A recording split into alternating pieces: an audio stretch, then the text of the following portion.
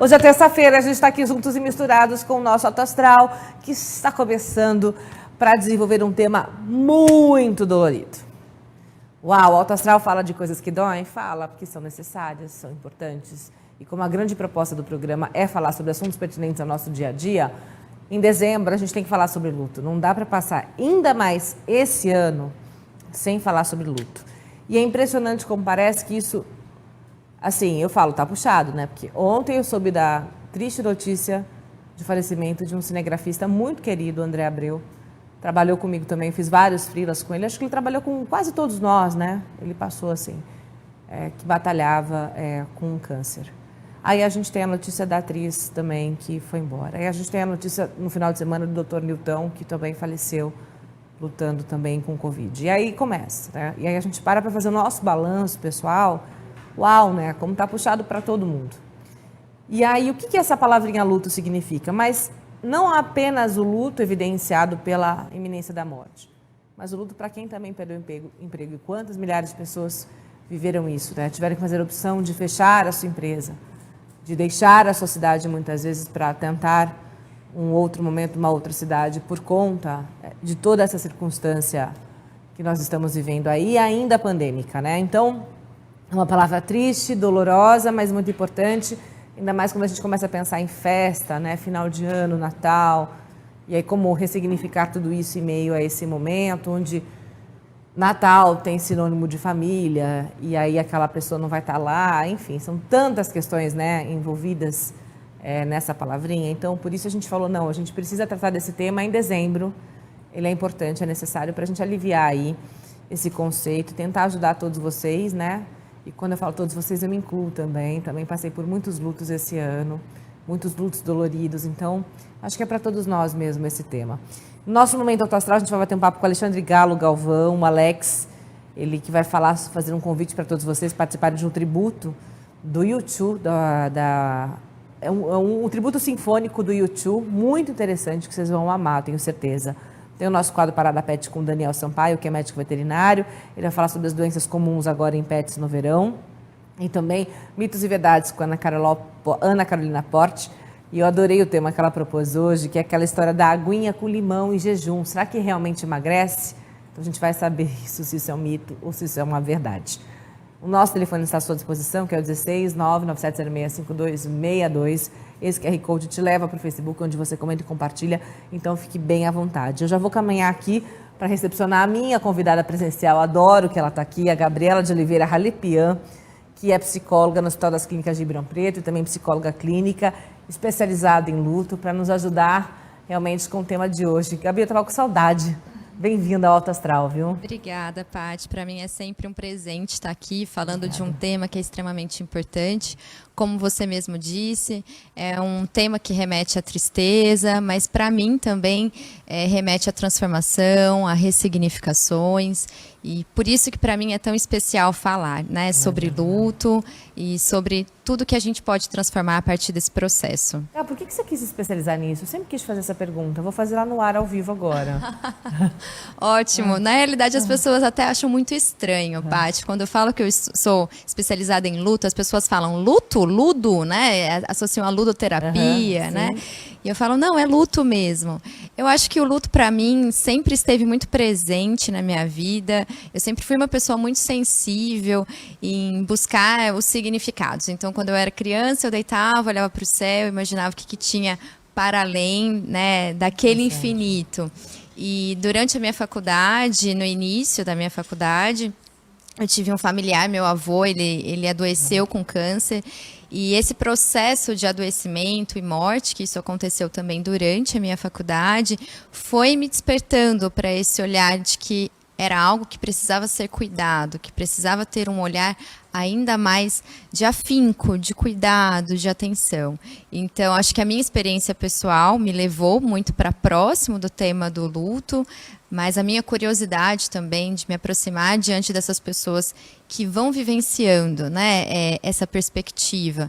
Pensando no luto antecipatório, por exemplo, quando eu atendo pacientes no hospital que estão com uma doença, que tem a possibilidade de finitude, ou não tem uma doença curativa, mas que a gente sabe que ao longo da vida pode, né, se estender aí a situações graves, então foi algo que me cativou. Uau, que interessante. Gá, muito grata por compartilhar conosco essa história.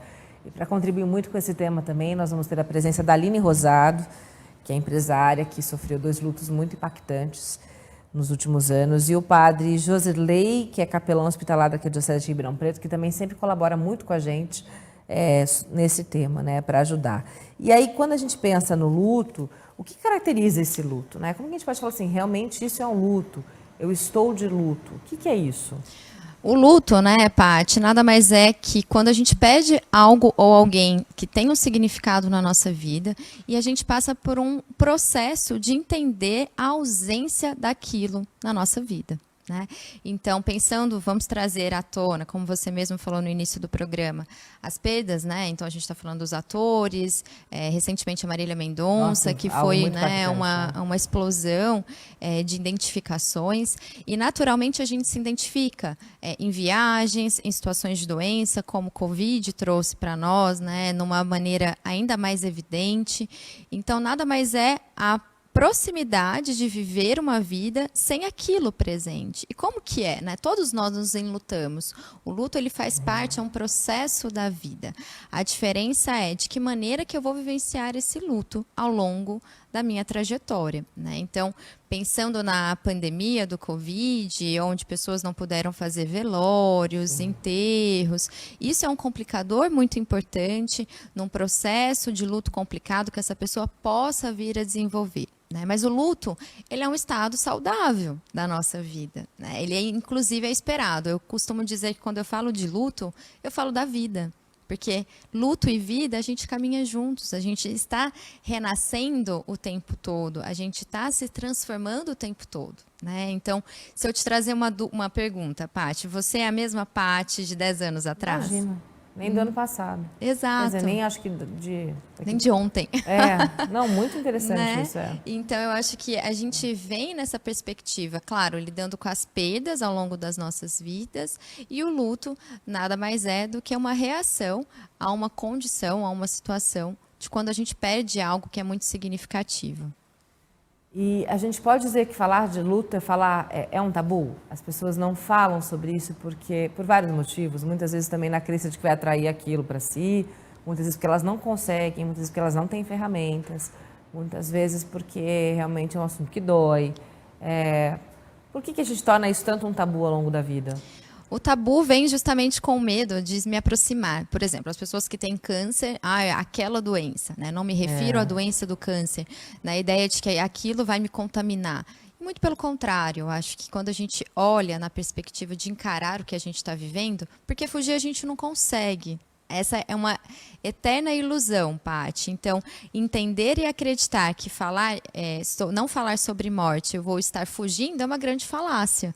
Na realidade, eu acho que o Covid trouxe isso de uma maneira muito assim, evidente para todos nós, que as pessoas estavam morrendo e os números foram crescendo. E não só os números. Né? Quando eu digo de números, eu falo de pessoas, eu falo de famílias, eu falo de pessoas próximas a nós, que possivelmente, muitos que estão nos assistindo, você, como mesmo falou, perderam pessoas por Covid, não Covid, mas o quanto isso, nesse momento, está acentuado. Então, o luto, sim, é um tabu, mas o quanto, eu acho que a pandemia nos trouxe essa abertura de falar da importância de olhar para ele, de olhar para esse processo, de olhar para essas ressignificações. E o luto, ele tem um processo? Ele se caracteriza de que forma? Porque muitas vezes as pessoas pensam na questão, associam um preto, né, a ausência de sorrisos, a ausência de vontades. É isso mesmo, o luto tem um processo, ele tem né, ele tem sintomas, né, ele tem características, né? Sim. O luto, ele é muito individual. Cada pessoa vai vivenciar o luto de uma forma, né, Paty? Então, é muito comum, às vezes, a gente estar num velório e as pessoas falarem, nossa, mas o filho não está chorando, nossa, ele está mais apático, né? A gente faz esses comentários, isso é tão infeliz, né?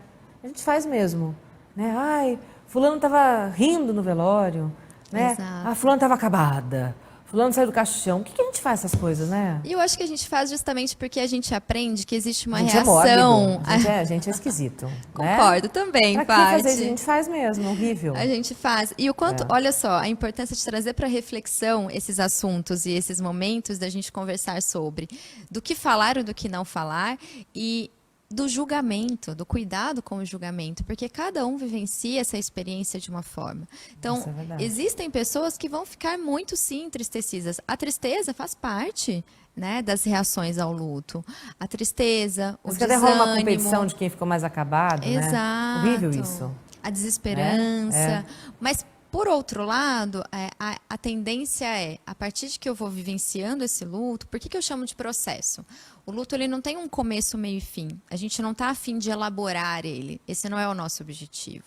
A gente está afim de viver, sentir e transformar, né, o luto. Então, quando a gente perde alguém muito especial, quando a gente perde algo muito importante, como você mesmo falou, inclusive, sobre o trabalho, relacionamentos conjugais, né, separações, a pandemia também evidenciou um grande número de separações conjugais. É importante a gente pensar que quando a gente vivencia essa experiência, a dor do luto é como se fosse maior que o mundo, é como se fosse maior que a gente. E aí, como você disse, talvez tudo fica muito turvo, preto, sem cor, né? A gente não consegue reconhecer algo além daquela dor, daquela perda. Mas ao passar, né, por esse processo, a gente vai entendendo que vai construindo outros espaços dentro da gente. Então, essa dor que antes era maior que o mundo, maior que eu, ela vai criando um espaço. Aí eu costumo, né, trazer como simbologia, ela fica aqui com a gente. Então, em que momentos que isso vem aflorar? Em datas comemorativas, Natal, Ano Novo, aniversário de morte, né, uma data especial para essas pessoas. Aliás, o nome aniversário de morte é terrível, né? É terrível. Eu acho esse nome Sim. péssimo, assim. Sim. Na boa, assim. É.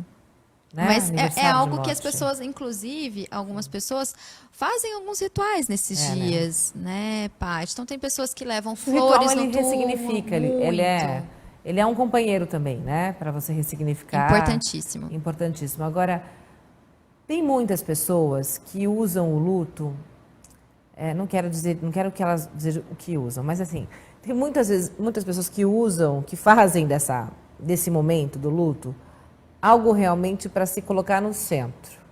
Né? Então, assim, como se só aquela pessoa sentisse aquela dor, se tornam vítimas dentro da situação. E aí tem todo o processo da família inteira, não é só você que perdeu alguém importante, toda a família perdeu. Mas tem pessoas que preferem ficar vivenciando aquele luto durante 30 anos e falando dele e se colocando, e, enfim. O que está acontecendo com essa pessoa? Que faz desse luto eterno, que faz desse luto um processo próprio de vitimização, né? Que faz esse luto algo até egoísta, né? Porque todo mundo sentiu, né? Então, eu queria muito falar, acho que todos nós conhecemos alguém, né? Que parece que só ela sentiu o luto, mas ninguém. E aí fica, né? Tal. Então, eu queria muito que você falasse o que acontece com essas pessoas, por que esse mecanismo? Por que esse mecanismo de vitimização e enfim... O luto, né, Paty, como um adoecimento também, a gente lida com ganho secundário. Né? Então, a gente vivencia o luto e o primeiro momento, a rede de apoio, ela é muito vasta. Então, as pessoas ficam muito próximas do enlutado no primeiro, segundo mês. E aí as pessoas vão retomando as rotinas de vida delas. E a pessoa que estava passando esse processo de luto, ela vai se sentindo mais sozinha, ou na realidade, né, também vai retomando a sua rotina, o seu dia a dia, e entendendo que as coisas estão continuando para ela, ainda que esta pessoa não esteja presente ali. Né? Então, é uma desconstrução de um mundo para a abertura de algo novo. Estar preso a esta experiência pode trazer muitos malefícios, né? Inclusive na ideia de não conseguir ter planejamentos futuros, de não conseguir festejar, né? Festas, estar com pessoas. Quando você está me dizendo, né, de um luto a longo prazo, de uma condição de estar preso, né, na ideia de eu perdi uma pessoa, a vida acabou, não tem mais graça. Então, é aí que a gente precisa também de um acompanhamento, né? Com certeza, possa vir a ter traços de um luto que venha com algumas complicações, né? Não posso dizer que é um luto complicado, porque eu não conheço essa pessoa, eu não estou próxima dela, né? A gente não tem como fazer uma avaliação com tamanho distanciamento. Mas se ela está presa, né, nesta concepção de que a vida não tem mais graça, eu vou ficar nesse lugar, eu vou ficar remoendo esta dor, isso também não vai trazer nenhum benefício para ela, e aqueles que estão próximos vão, né, vir a sofrer também nesse processo. Então, a minha sugestão é que se você se perceber nessa situação, né, nessa condição do luto, há muitos anos, claro que lembrar da pessoa é natural, é esperado, que a gente possa lembrar, que a gente possa fazer rituais, que a gente possa fazer um jantar em homenagem a essa pessoa, que a gente possa levar flores no túmulo dela. A gente pode fazer inúmeros rituais, mas a importância de buscar ajuda. Acho que isso é essencial. O luto, ele tem um tempo? Ele dura quanto tempo? Ou não dá para quantificar, né? Exato. É isso. Queria muito que você falasse sobre isso, porque às vezes até há uma cobrança, né? Fala, nossa, ela ainda está em luto. Já passaram tantos anos. Não tem um tempo, né, Paty? A gente considera que a perda, ela faz parte da vida. O luto, ele não faz parte, a gente estar enlutado o tempo todo na vida, né? Então, a partir do momento que a gente reconhece que isso está nos trazendo prejuízos de não conseguir dar continuidade no nosso trabalho, nas nossas relações sociais, nas nossas relações com os nossos familiares, é importante estar buscando ajuda. O luto, ele não tem um tempo, né? Isso seria muito assim, irreal falar para as pessoas sobre tempo. Vai durar um ano, vai durar 2. Até né? porque seria muito injusto, né? Porque a experiência, como que eu vou falar como o outro vai sentir se a experiência é do outro? Mas a gente tem como cuidar dessa dor, a gente tem como cuidar desse processo e dessas perdas que a gente vem também sentindo. Então, na pandemia, a gente viu famílias se desintegrando. Era o pai que sustentava a casa que havia falecido. Né? Então, de que maneira que essa família vai se reorganizar? Como que isso vai acontecer? É um processo muito difícil. E para quem não vivencia o luto, por algum motivo pega aquela dor e coloca ela debaixo do tapete, ou porque fala assim, não, eu sou... eu que tenho que levar alegria para todo mundo, porque eu tenho, né, que continuar aqui, porque se eu desmoronar, todo mundo vai desmoronar, e aí não olha para a própria dor. Pode ter problemas emocionais no futuro? Com certeza. Na realidade, Paty, estar nesta condição é estar vivenciando o luto da maneira dele. A grande questão é o quanto isso vai impactar na vida dessa pessoa. Lembrando que ela se fechar, ela se colocar nesta condição de eu preciso ser forte não a gente traz a ideia do choro, da tristeza, como algo de fragilidade, né, do ser humano. E não é isso, né? Eu acho que chorar, entrar em contato com as nossas emoções, é parte de um processo muito importante e que nos fortalece, inclusive. Né? Então, é uma ideia importante de você trazer do quanto a gente precisa ter espaços para vivenciar essa perda, esses momentos. A gente não precisa chorar, a gente não precisa conversar, mas de que forma que eu posso encontrar, né, nesse processo. Tem pessoas que se relacionam ao esporte, buscam recursos, né, de fazer uma atividade física, tem pessoas que querem conversar com um amigo, querem fazer uma análise, uma psicoterapia. Então, cada um vai buscando o processo da sua forma. Mas sim, uma pessoa que se fecha e entra nesta ideia de que ela precisa ser forte, dar conta de tudo, em algum momento essa bomba vai explodir. Apareceu algo tão delicado que eu queria tratar com você mesmo, que é sobre a culpa. Muitas pessoas nesse processo de luto sentem culpa também, por diversos aspectos. E aí o Matheus, que participa conosco agora, ele fala isso, Matheus Jesus de Freitas, ele fala, gente, eu sou Matheus, eu sou PCD, perdi meu pai, já vai fazer 6 anos. Dia 6 de fevereiro, agora de 2022, faz 6 anos. Eu sinto muita saudade dele e eu vejo que eu fui o culpado. Beijos. Primeiro, né, Matheus, sinto muito por essa perda. Acho que talvez você esteja aí buscando muitos ressignificados nesta ideia. E a culpa ela é algo realmente muito comum. E eu acho que a culpa ela é um processo muito comum justamente porque é muito mais fácil a gente trazer a culpa para a gente, ter algo concreto daquilo que aconteceu. Né? Então, eu ter a ideia de, nossa, mas por que que isso aconteceu? Né? Essa ruminação dos questionamentos, das perguntas, isso vai abrindo um espaço e uma vazão da qual que vai cada vez mais ficando sem respostas. Então, qual é a resposta mais fácil de me aproximar? Trazer a culpa, trazer para algo que é meu, que eu consigo, que está aqui comigo. Né? E é algo muito ruim, né? É algo que te traz um sofrimento ainda maior. Então, acho que é importante, né? Você falou de 6 anos que vem vivenciando essa perda, entrando em contato com a perda do seu pai. Talvez seja importante estar buscando um amparo, um cuidado profissional para poder olhar para isso, para poder olhar para esse sentimento que com certeza te gera muita dor, te gera, né, muita tristeza. Mas é importante a gente lembrar, Paty, que durante a pandemia, em muitas situações, às vezes, de acidentes, né? O Matheus não falou da maneira como o pai dele faleceu, mas é a culpa do sobrevivente, né? Então, todo mundo pegou na família. E uma única pessoa, 2 pessoas faleceram. Mas por que que eu sobrevivi?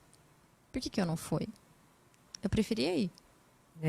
Então, a culpa do sobrevivente também é algo bastante impactante. Nossa, isso é um tema até para a gente abordar um outro dia.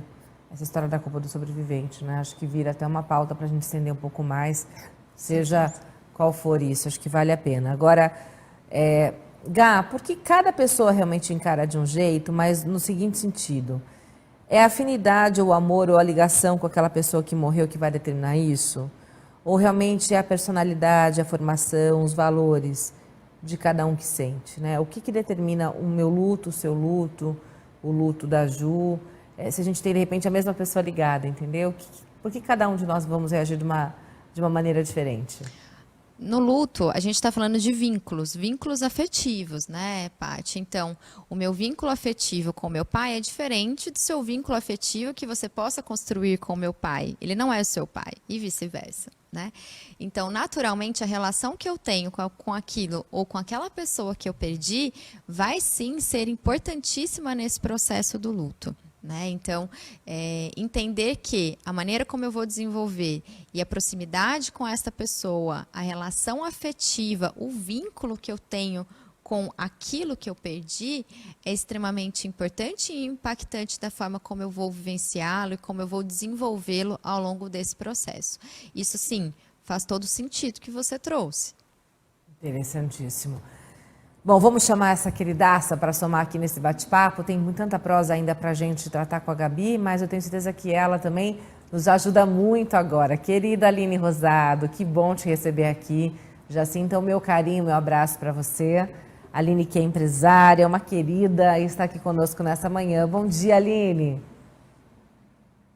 Bom dia, Paty. Olá, bom dia.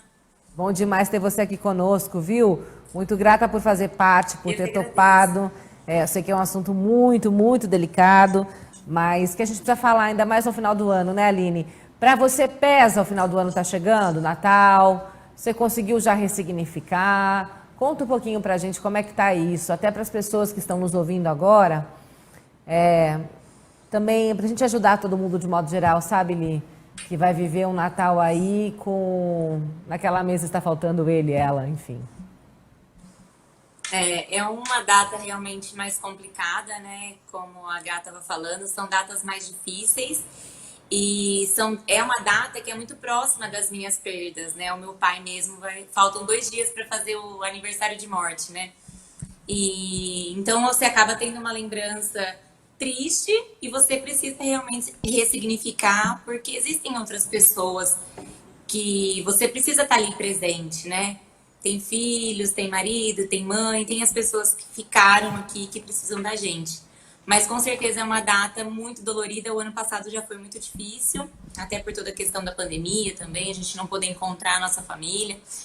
Foi uma data complicada porque fazia pouquíssimo tempo, tanto da minha irmã quanto do meu pai.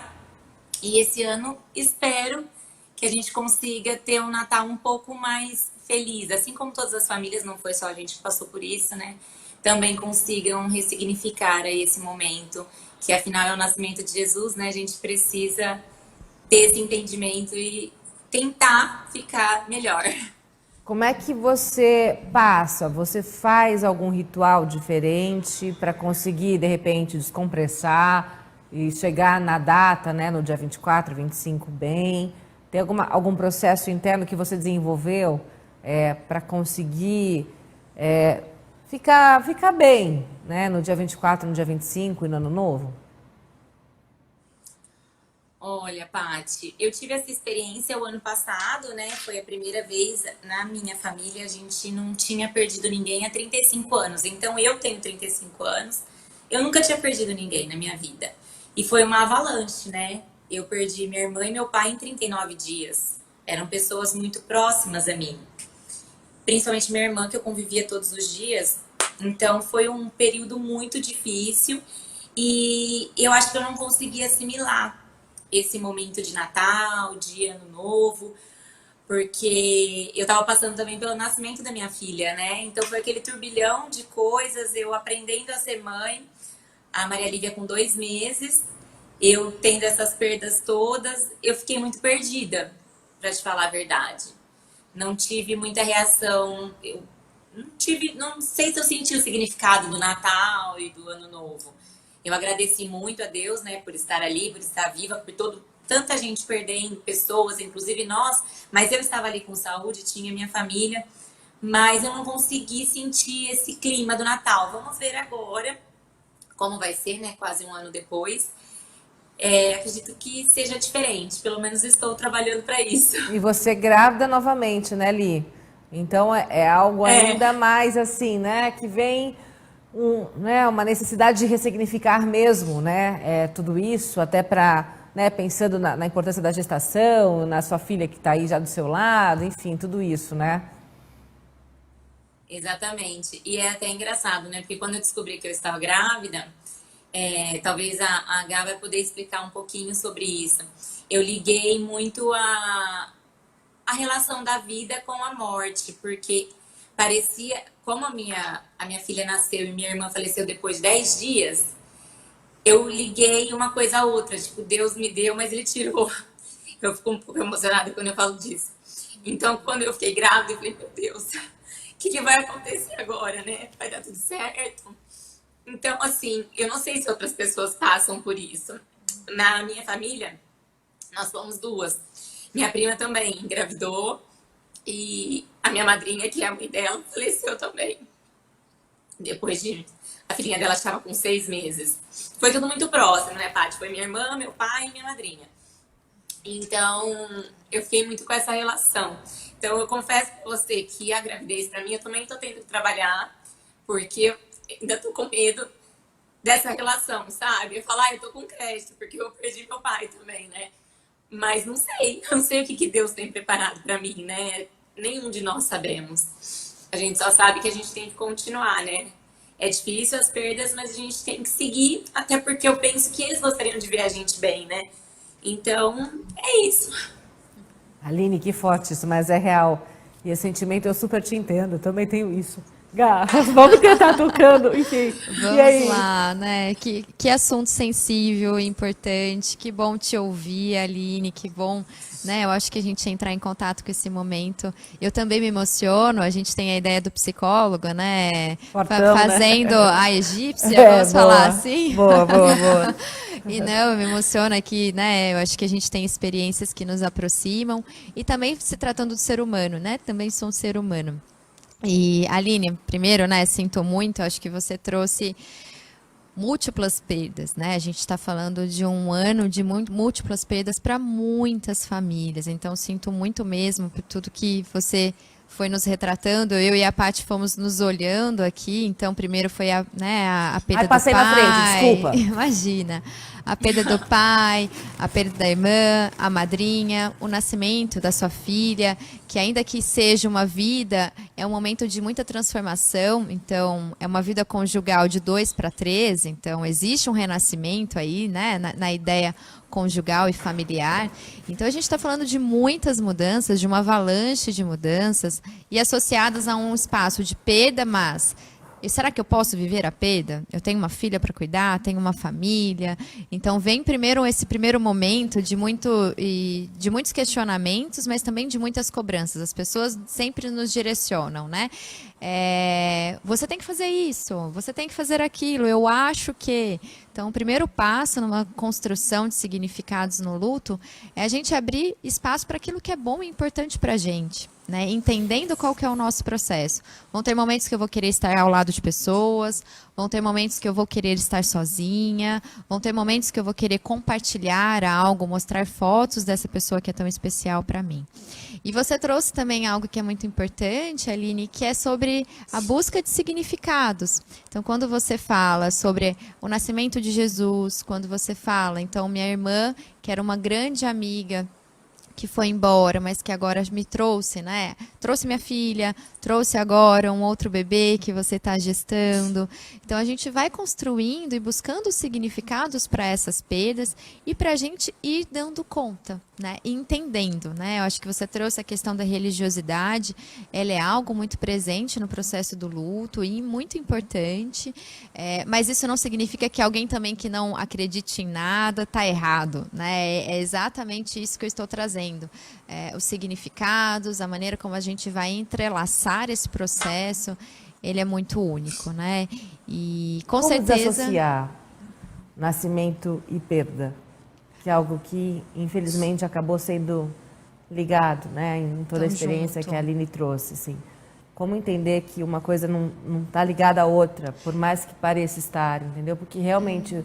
Eu super entendo o que a Aline está dizendo, assim, parece que a gente nunca vai conseguir ser feliz na plenitude, né, ou ter tudo, parece que quando eu ganho uma coisa tem uma perda, né, e aí parece que fica sempre esperando o telefone tocar, né, aquela coisa, enfim. Sim, ainda mais que a gente está perto de uma data, né, Aline, já que mexe muito, né? foi muito, mexe bastante em função do Natal, do Ano Novo, né, os objetivos para o ano seguinte, uma data das quais também você perdeu pessoas importantes, então a gente sempre fica na expectativa, nossa, será que vai acontecer mais alguma coisa? Acho que é isso que você está trazendo, né, Paty?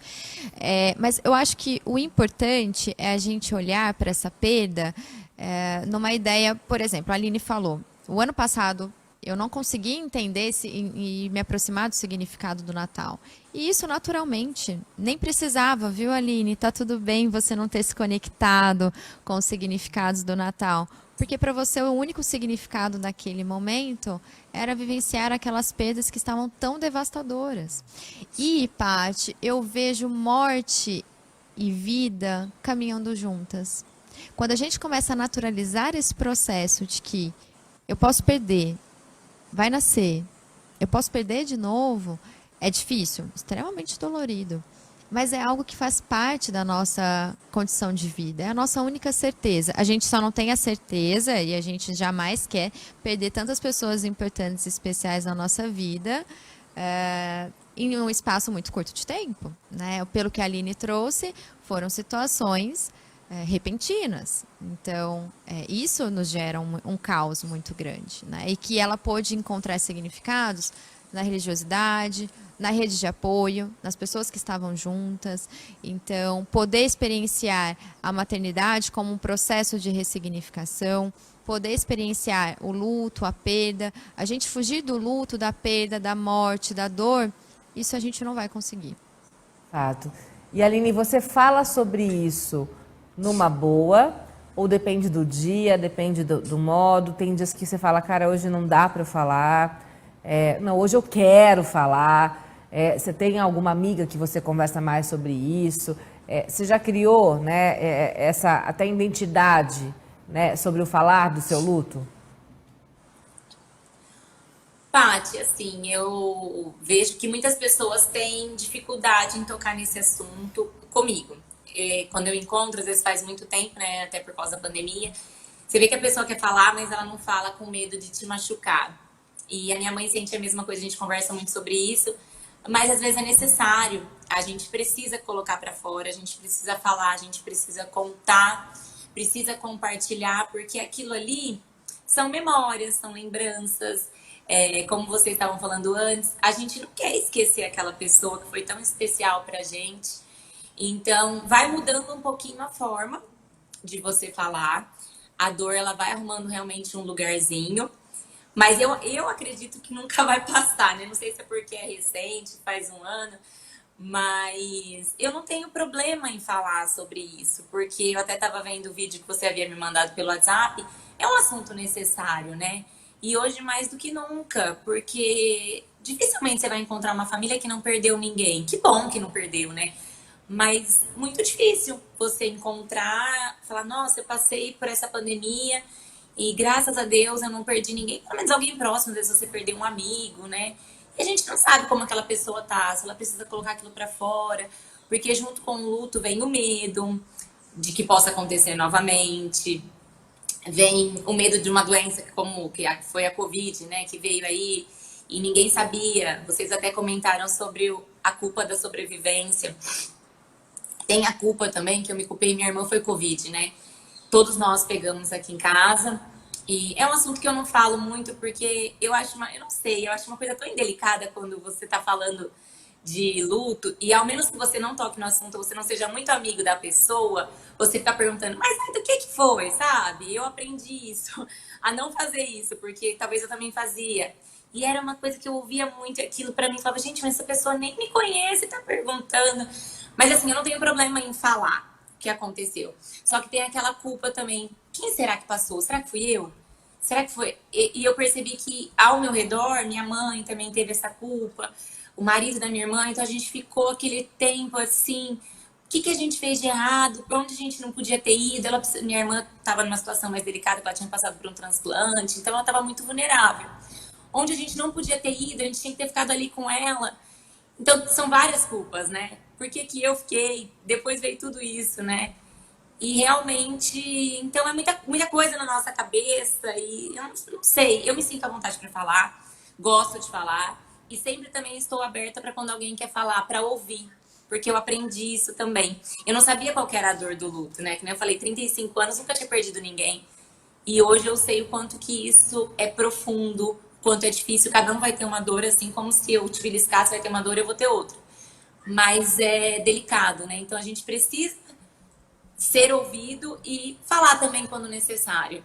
E aí, Gá, então eu quero pegar um gancho na fala da Aline. Nossa, que ela me remeteu a tantas situações. Como a gente deve se posicionar quando vem uma pergunta que você não quer responder? Tô falando para quem está passando pelo luto, tá? Se de repente vem uma abordagem que a Aline não se sente confortável, ela deve falar, olha, não me sinto confortável em falar sobre isso, hoje não estou num bom dia para falar sobre isso, ou, olha, amiga, senta aqui, hoje eu preciso falar disso.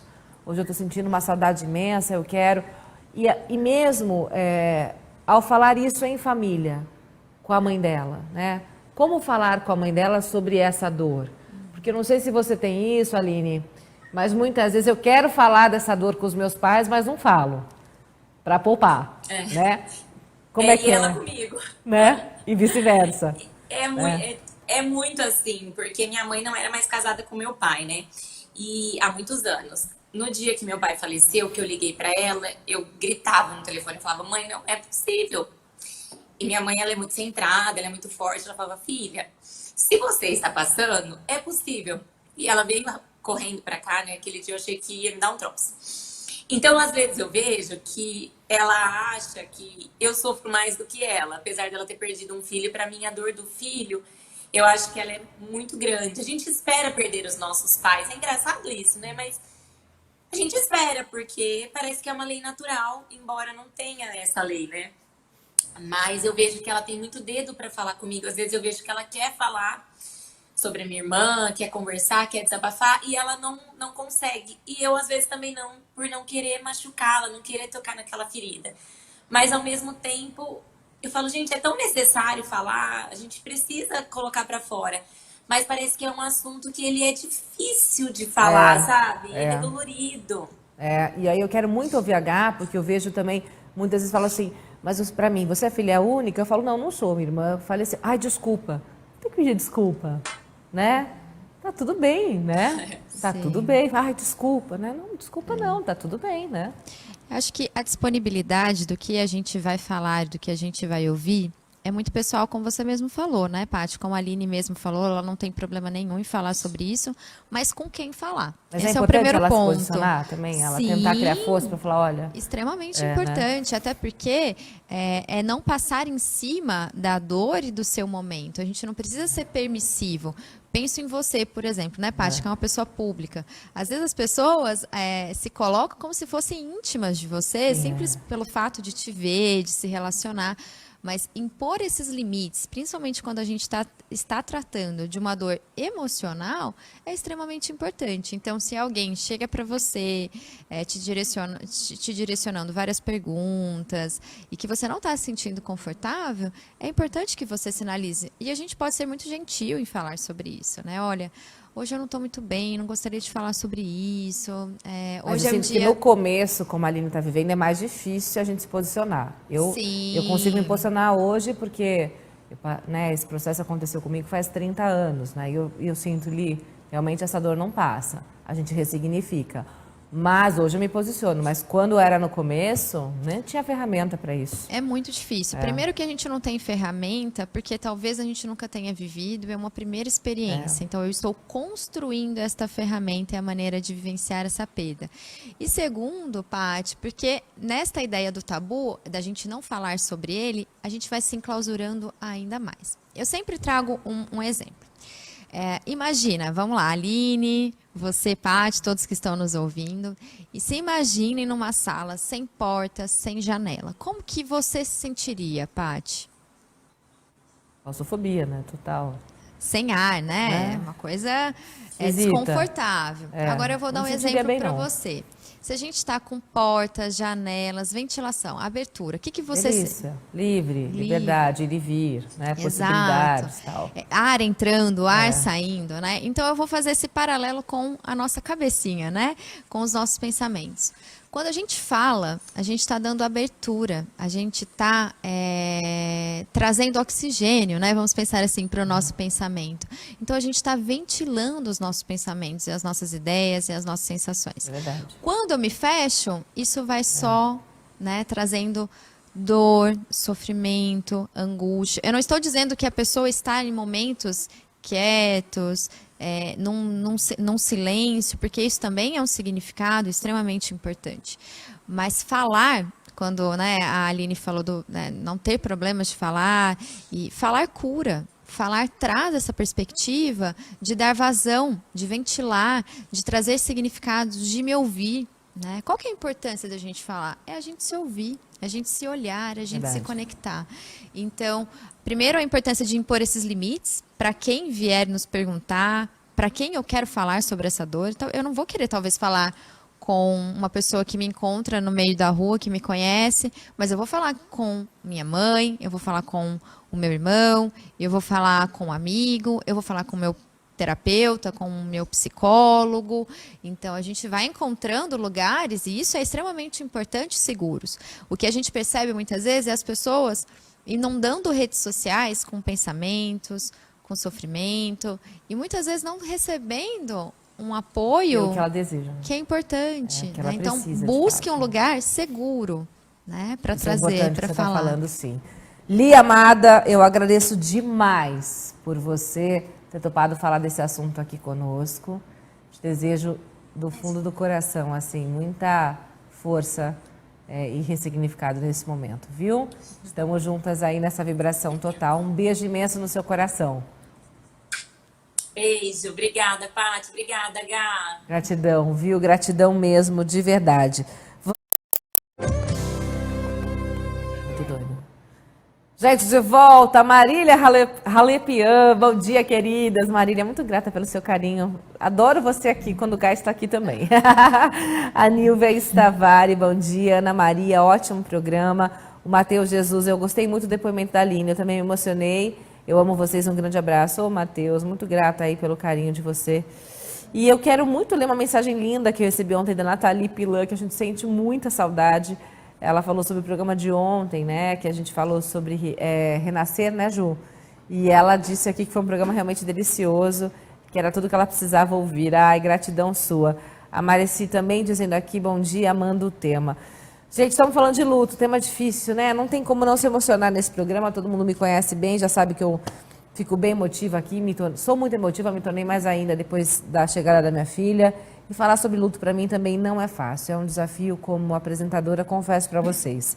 Gabriela de Oliveira Ralepian, ela sempre está de coração aberto, né, a nos ajudar nessa proposta em falar sobre o luto. Ela é especializada nisso, é psicóloga no Hospital das Clínicas de Ribeirão Preto, soma demais nesse contexto todo. E aí a gente vai somar também com esse parceiro também seu, né, que é o padre Josirley, que é capelão hospitalar da Arquidiocese de Ribeirão Preto. Ele também nos ajuda demais com esse tema. E desde já, padre, eu também quero que você sinta aqui o nosso carinho pela sua perda também. Você que hoje vem também, né, com todo esse trabalho que você realiza em ajudar as pessoas, em se doar para os outros, mas também como alguém que está passando por essa fase, né? Sinta o nosso carinho, nosso respeito, nosso abraço. Seja bem-vindo. Bom dia. Oi, Paty. Eu fico feliz de falar com você. Na última vez que a gente falou aí no seu programa, eu estava nesse processo do luto, né, da perda da minha mãe, que faleceu de Covid o ano passado. Esse fim de ano está sendo muito difícil para mim, porque todo dezembro minha mãe vinha até Ribeirão Preto para a gente poder passar uns dias antes do Natal, né? Então está sendo bem difícil para mim. Imagino, padre. Imagino sim. E aí, eu quero muito tentar aqui te ouvir e formular essa questão da nossa ligação com a religião no momento do luto. Tá tudo bem se de repente a gente só procura religião nesse momento, padre? Porque eu sinto que muitas vezes as pessoas sentem culpa por também só se ligarem ao luto ou ao processo que, quando tem o processo da doença, né? Nesse momento, mas é só assim, ai Deus, desculpa, eu não me liguei em você em nenhum momento, mas só estou ligando agora. Então eu queria muito que o senhor falasse sobre muito esse sentimento da culpa, que parece que enraiza na gente nesses momentos de dor, né?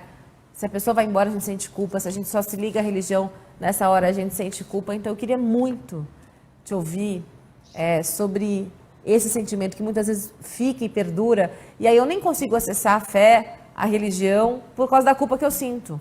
E ela poderia realmente sim ser um grande apoio, né? Como é um grande apoio para todo mundo que a busca. Se você permitir, eu vou contar da minha própria experiência. Claro. Porque o meu trabalho dentro do hospital, como eu gosto muito da logoterapia, não é, de Viktor Frankl, o Viktor Frankl tem um pensamento que dizia assim, o meu sentido da minha vida é ajudar as pessoas a encontrar o sentido da vida dela. Meu trabalho na capelania, o tempo todo, é ajudar as pessoas a percorrer esse caminho do sentido da vida. E aí vem a pandemia, minha mãe e eu tínhamos plano, ela estaria em Ribeirão Preto no primeiro semestre em Ribeirão Preto, eu seria homenageado aqui em Ribeirão Preto. E, de repente, as coisas começaram a ficar muito confusas, todo mundo se distanciando. E eu lembro que minha mãe ainda veio em Ribeirão Preto, numa consulta aqui no Hospital das Clínicas, e até então não tinha cancelado nada para ninguém. Ela chegou em Ribeirão Preto e, de repente, cancelaram, ela teve que voltar. E meu último encontro com a minha mãe, pessoalmente, o ano passado, eu lembro que a gente não podia se abraçar. Já diziam, olha, não se abrace, né, evite contato. E minha mãe estava na casa da minha prima. E, nossa, quanto é difícil falar sobre isso. Padre, vai no seu tempo, viu? De verdade. E se quiser passar também, não tem problema. É o que eu falo. Tem dias que eu falo numa boa sobre o meu luto. Tem dias que eu não falo, não. Tem dias que eu não dou conta, não. Eu pulo. E se a gente quiser partir para uma outra prosa, a gente parte aqui também, viu, padre? Se quiser ir para um outro lado, a gente vai, tranquilamente. é que eu nunca falei sobre isso, mas acho que é importante falar sobre isso. E ela queria me dar um abraço e eu disse, mãe, agora a gente não pode se abraçar. Paty, ela, como mãe corajosa, veio e me deu aquele abraço. Foi o último abraço que eu dei na minha mãe. E aí começou a pandemia, fechou a assistência religiosa, começou nos cuidados paliativos, então eu tinha acesso dentro dos hospitais. Então eu estava tanto nas enfermarias como na CTIs Covid. E começaram a morrer muita gente, né? Muitas pessoas sofrendo, perdendo seus entes queridos, o amor da sua vida. E eu ali tentando trazer coisas que davam significado, né, para a pessoa, né, para a família que perdeu o seu amor. E tem uma coisa da Adélia Prado, que é uma poetisa, aquilo que a memória ama fica eterno. Fica eterno no seu coração, fica eterno na sua mente. Então eu trazia isso para essas famílias, né? Eu tentava fazer com que elas se conectassem com algo que pudesse amadurecer esse sofrimento dela, porque é possível curar o sofrimento, né? A gente não consegue tirar essa dor da perda, né? Não passa. E, de repente, o ano passado, dia 22 de agosto, aliás, antes eu perdi um padre que eu cuidava, né? Ele morava comigo, morreu de Covid, e padre Heraclenes, e depois passou umas semanas, minha mãe passou mal, a família falou, olha, corre para Tuiutaba, para Minas Gerais.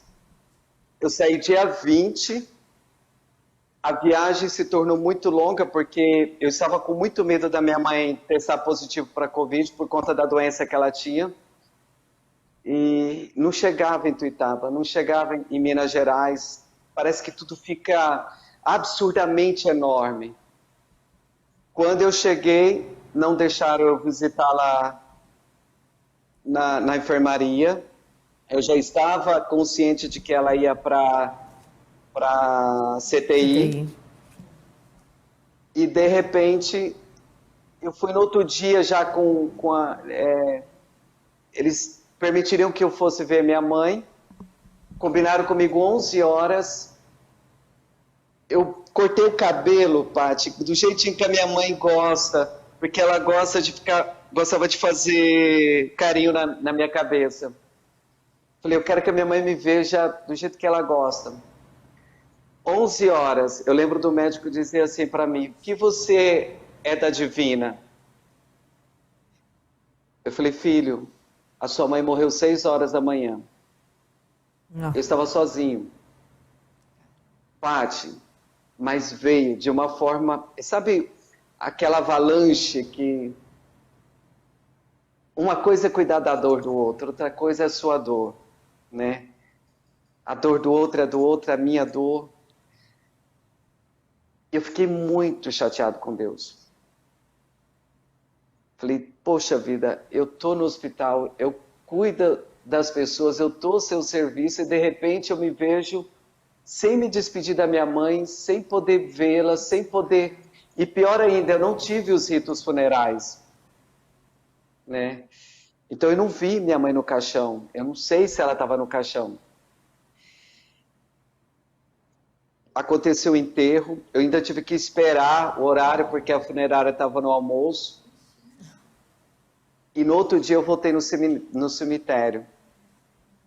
A lápide, flores em cima, que algumas pessoas mandaram. E eu tive uma conversa com Deus ali muito necessária. Era eu e ele, como se fossem dois amigos que precisavam... Eu precisava ouvir meu amigo. E o que me veio na memória, naquele momento que... sentido que eu trago como sentido religioso, foi uma passagem bíblica em que Jesus ele vai ao túmulo do irmão de Marta e de Lázaro, desculpa, de Marta e Maria, que o Lázaro havia falecido. E Marta dá uma bronca em Jesus, né? Ó, se você estivesse aqui, meu irmão não teria morrido. E era o que vinha na cabeça na hora. Se o senhor estivesse ali, minha mãe não teria morrido. E por um silêncio, assim, um silêncio, eu me permiti, sozinho naquele cemitério. Precisamos ter compaixão para conosco mesmo. E naquele silêncio me veio, não é minha mãe que tem que sair do túmulo, sou eu. Sou eu. Eu preciso. É necessário. Se eu não sou capaz de mudar essa realidade que eu estou enfrentando, eu tenho que mudar a mim mesmo. Eu tenho que dar um passo a mais. E Jesus chorou por Lázaro. Então ele está chorando a morte da minha mãe e está chorando comigo. Nossa, padre. E aí, essa cidade fica perto de Guaraciaba, em Minas Gerais, não é? Tuiutaba, acho que é perto de Guaraciaba, né? Não é isso? Depois de Uberlândia. Depois de Uberlândia, é verdade. E, padre, quando você voltou a fazer seu trabalho de novo, então, e aí? Quando voltei para Ribeirão Preto, eu pedi um sinal para Deus. Falei, olha, se tiver tudo bem, fale comigo. É. Eu estava despedindo dos meus tios e de repente apareceu um beija-flor. Não dei muita bola para esse beija-flor.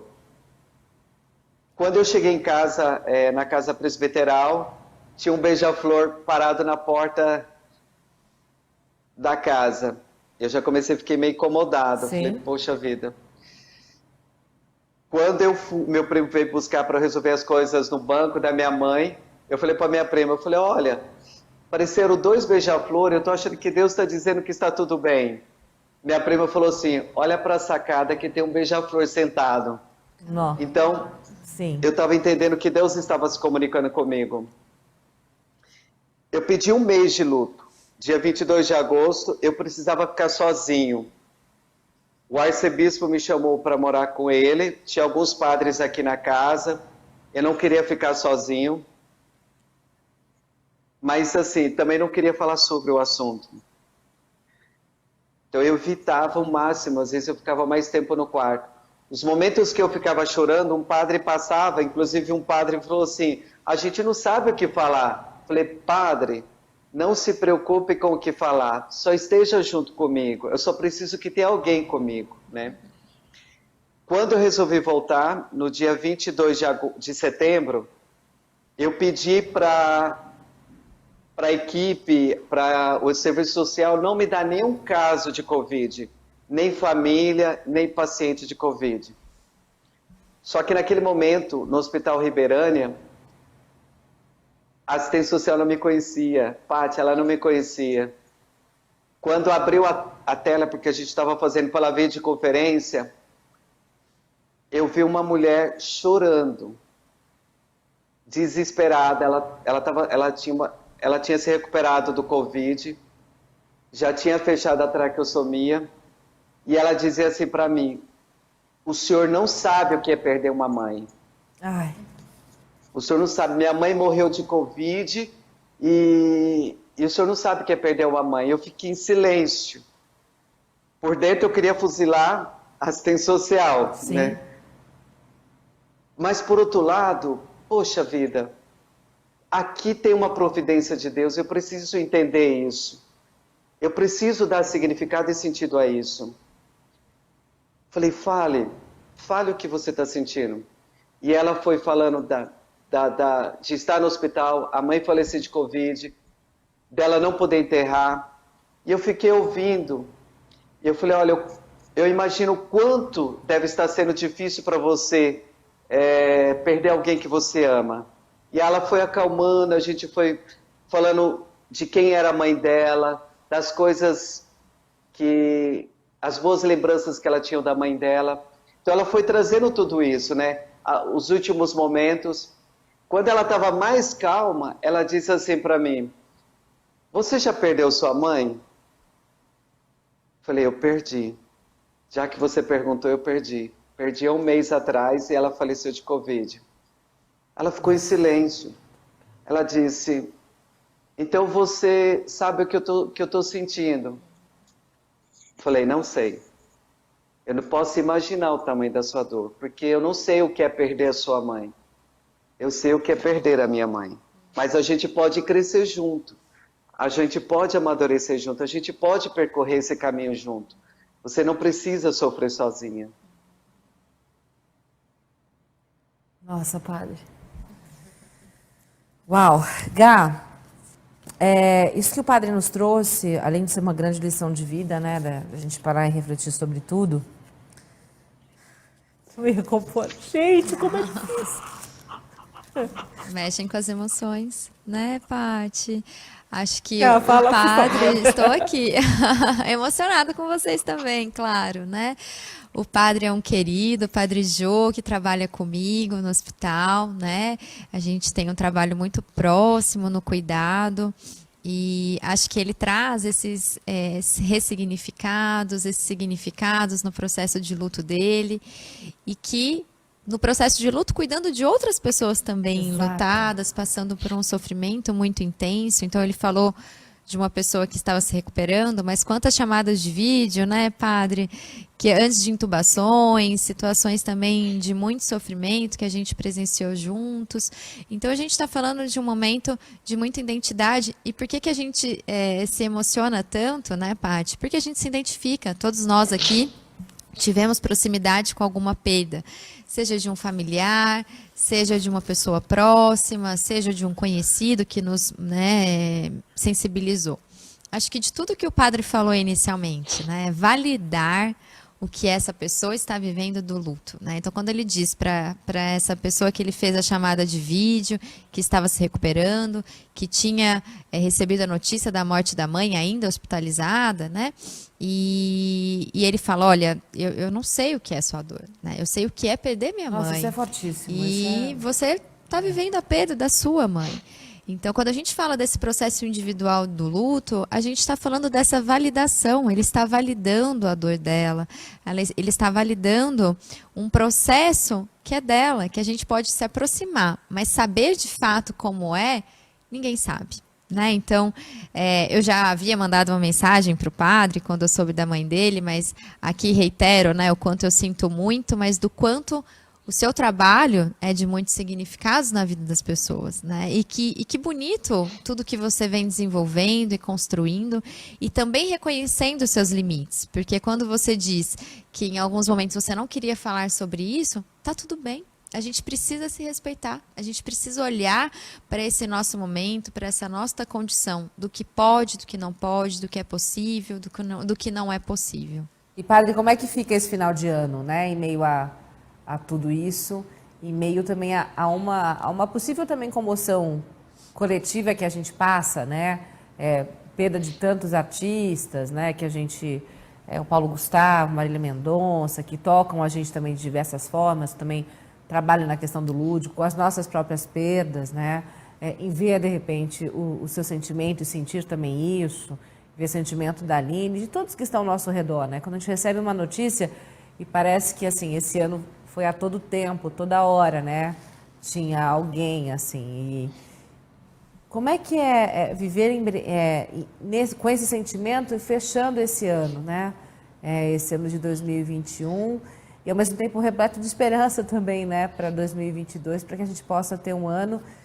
Eu confesso para vocês que durante muito tempo na minha vida, virava o ano e eu falava assim: quem é que vai morrer esse ano? Eu ressignifiquei isso. Mas eu fiquei por muito tempo na minha vida assim: quem é que vai embora esse ano? Quem é que vai embora esse ano? Olha que coisa doida, né? Hoje já não penso mais dessa forma, mas fiquei por muito tempo assim. E como é que é para esse fechamento agora, padre, desse ano de 2021, em meio a tudo isso? Eu comecei, aliás, eu terminei um livro chamado Toque as Feridas, de Halak, e esse autor, ele traz uma coisa que para mim foi muito importante. a presença do Tomé da Bíblia, que é considerado incrédulo. E ele traz um Tomé que, a partir da incredulidade dele, ele passa a ser o crente mais fiel. Porque ele diz assim, né? Se eu não ver as chagas, se eu não tocar as chagas de Cristo, eu não vou acreditar. E aí Jesus aparece, o ressuscitado. E ele toca. Então ele passa a ser o crente mais fiel porque tocou as feridas. Mas o mais importante é que Jesus deixa ele tocar as suas feridas. Então Jesus toca as nossas feridas. Então de pensar que nós não estamos sozinhos, né? Temos um Deus que é capaz de se compadecer de nós, de caminhar conosco. E outra coisa é viver o momento presente, o agora. Minha mãe tinha uma frase que eu mandei fazer um objeto de presente para minha irmã com essa frase e para algumas pessoas, né? Eu não tenho medo de morrer. Eu só tenho medo de não saber viver hoje e feliz. Então minha mãe viveu intensamente a vida dela. Sim. Então vive o hoje, o agora, né? As pessoas que perdemos pela nossa fé, né? Nós que acreditamos uma vida para além, né? Elas morreram, elas saíram da nossa ausência, mas estão percorrendo outro caminho. É bem isso mesmo. E nós aqui peregrinos, você entendeu? Só passou para o outro lado, você entendeu? Só passou para o outro lado. É bem isso. Mas estão vivos conosco.